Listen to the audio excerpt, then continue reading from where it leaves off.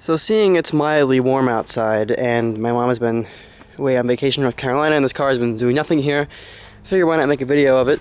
I know a lot of people are probably getting tired of this thing from seeing videos of it, but it's actually the only car that's ever home when I'm home. It sneaks out at night. No, I'm kidding. It's home when I'm home, and it's semi-clean because I washed it before I went to Virginia in the Prius this weekend. Some of you that have been following the Facebook page know that. So I figured I would just do a quick cold start and exhaust and, just go over some of the things. This car turns 1 year old last week of February. So I'm going to have a full 1 year review, all the spectacular stuff about this thing, and some pros, some cons, things I have to bitch about, whatever. So let's go ahead and start it up. So a fresh coat of wax. I've been keeping it clean all year because it's a white car. You keep a white car clean, otherwise don't drive it.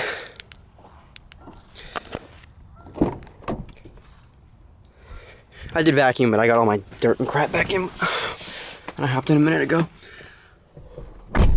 Door is really solid, thumping, not like the door panel. I noticed actually the door panel in the Explorer that I was in, it's way better padded than this is, but it's really hollow sounding. I mean, this is like Authority, it's closed, kind of like the new Accord is. So here's the interior. Some of you don't know, a lot of people have bitched about the hard touch materials, but compared to the first generation Pilot, I'm going to go more in depth into the 1 year thing, but the first generation Pilot was actually terrible. I've been in numerous ones. They ride just like an Odyssey, which is really good. Their drive and the engine is fantastic, but the interior is one big long piece of hard plastic, and there is no design going on whatsoever. And essentially, it's boring and pretty cheap. Not to mention the door panels are the same, and they're actually lacking padding in the upper portions. This is actually rubberized plastic, semi-padded, leather stitched with accenting. Then it drops to hard plastic, which is actually way more solid than the first generation is. I can't even like push on this. So that's just my quick little. I'm trying to do this like a short thing instead of a long thing because I don't know when I'm going to be able to have a full in-depth tour on this car. So let's just start it up so I can stop ranting.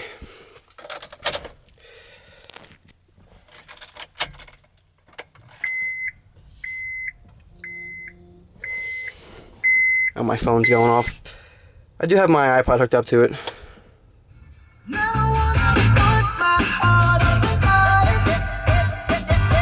Another thing about this car, the sound system is really good. Let's just start it up. It's cold. It's 53 out, but this car has been sitting. MPG is a little down because we've been driving around the city. It still has not dropped below 20. This car never gets below 20 miles per gallon. Thank you, VCM from Honda.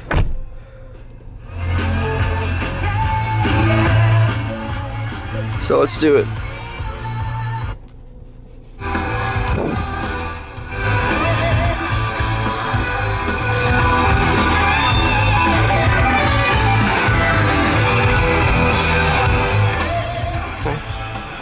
Change the song.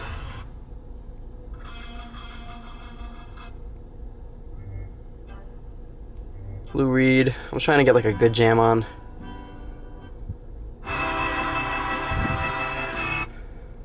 You know what? I'm just gonna go through my. You can also change the song from the phone. I'm just trying. I want to find something. All right. Playlists. The iPod interface, you can change all your stuff from here. Vicious.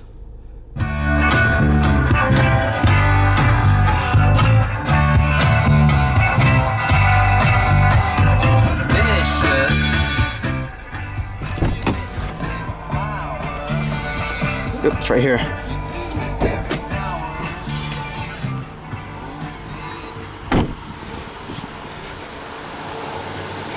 Running quiet as ever. It's a 3.5 liter V6, 250 horsepower, 253 foot-pounds of torque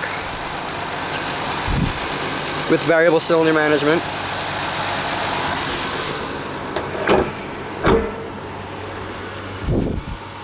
That is 12 pounds more worth of torque compared to the first generation Pilot.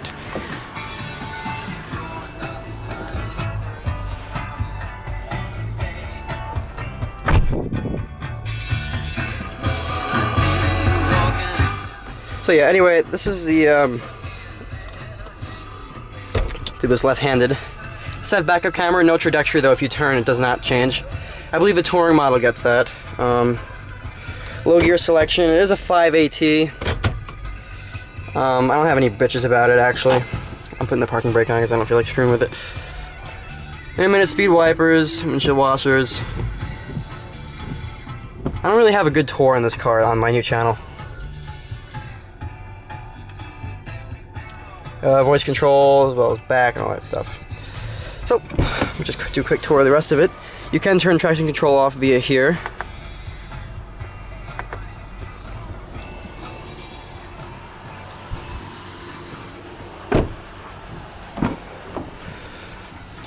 Rear legroom is cavernous. This seat is all the way back, and I still have like, actually let me get over there.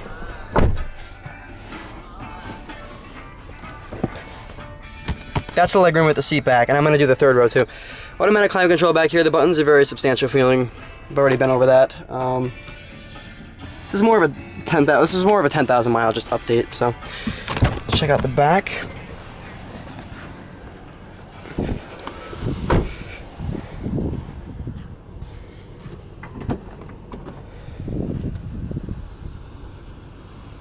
This is a trunk space, side compartment, a towel in it for luggage.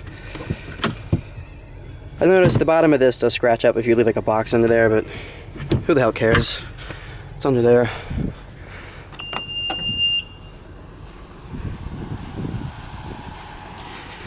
And for anybody wondering, I'll get in the third row.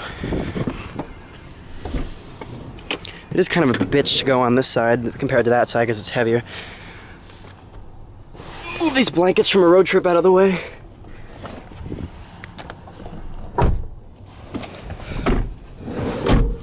So this is with, alright, let me just, these headrests are kind of cumbersome. You need to move them up if you want to get really comfortable. But once they're up, you're comfortable. I did spend a good, like, I want to say 9 hours back here on a road trip. And I was actually, I want to say this is really close to an Odyssey because the headroom, as you can see, is pretty good thanks to the car's shape.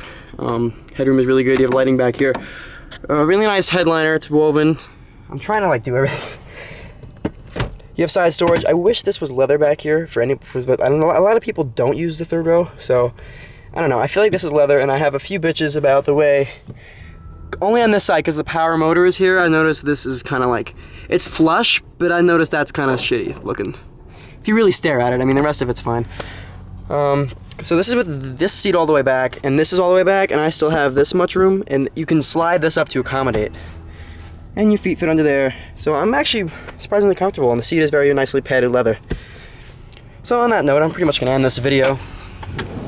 The seatbelt can be annoying if you're getting out of the third row, but you can just put it back in the ceiling if you want.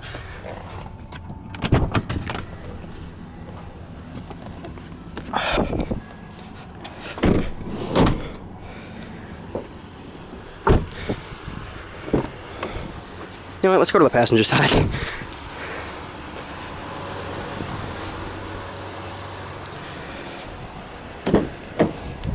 Same power adjustments on this side as the front. You have dual stage heated seats. I kind of wish there was a middle setting, but it doesn't really make much of a difference. Power sunroof, which is full of water, so I'm not really going to open. It's a good song. Alright, I'm fast forwarding.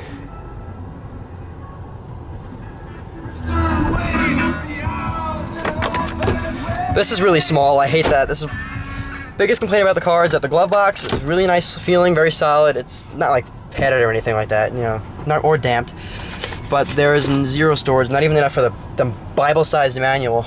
Although from the CRV, I like how they carried this rubberized, which is actually removable for cleaning, which is really versatile. Tray here, this is all rubberized, if I didn't mention. Then in here, there's rubberized padding on the bottom and stuff to move around to keep so your stuff doesn't slide around. As well as in here, you can take this out and clean it with a little accented lighting when the headlights are on. So that just about does it.